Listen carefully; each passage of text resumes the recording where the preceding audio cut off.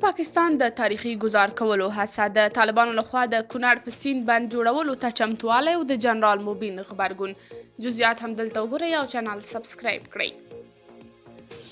د طالبانو د اوبو او برېښنا وزارت مسلکي مرستیال مجیب الرحمن اخندزاده پر کونړ سیند د برېښنا بند د جوړولو د پلان خبر ورکړی. نوموړي ویلي چې د دغه بند د جوړولو سروې شوی خو د لګښتونو د زیاتوالي له امله سمدستي دا پلان نشي عملي کولی. سرچینې نه دي ویلي چې په مشخص ډول پر دې بند جوړولو څومره لګښت راځي، خو زیاته کړې ده چې د مرستو او امکاناتو د موندلو په لټه یې دي. د نوموړي د معلوماتو له مخې د یاد شوي بند له جوړېدو سره به 1.5 جریبه کرنیزه ځمکه خړوبه او 45 میګاواټه برېښنا تولید شي.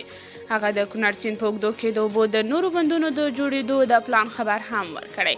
په وروستیو کې پر ټولنیزو رسنیو ګڼو افغانانو د کمپاینونو له ترسره کولو سره پر کونړ سیند د برېښنا بند د جوړولو غوښتنې کړې دي. کونړ سیند له څو لسیزو راهیسې بې پوښتنې او وړیا پاکستان ته بهیږي، په داسې حال کې چې دغه ولایت او ختیځو ولایتونو نورو اوسیدونکو ته یې د نه مهارېدو له امله وخت په وخت تاوان رسیږي. د نورو افغانانو لخوا د مرستو کولو ژمنو ترڅنګ جنرال مبین لیکلي د کونړ پر سیند د بند کار شروع کولو په اول قدم کې 15 میلیونه افغانۍ ورکوم. تر هغې وروسته د میرمنې مور او خویندو سره زر هم په دغه بند کې له ژمنې سره سم ورکوم. دا بند به پاکستان موږ ته محتاج کړي او له شومو لوبو به پاتې شي.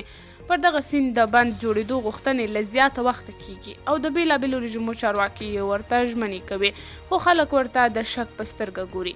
قدرمنو کتونکو، تاسې په دې اړه څه نظر لرئ؟ کمنټ کې شریک، ویډیو لایک او چینل سبسکرایب کړئ.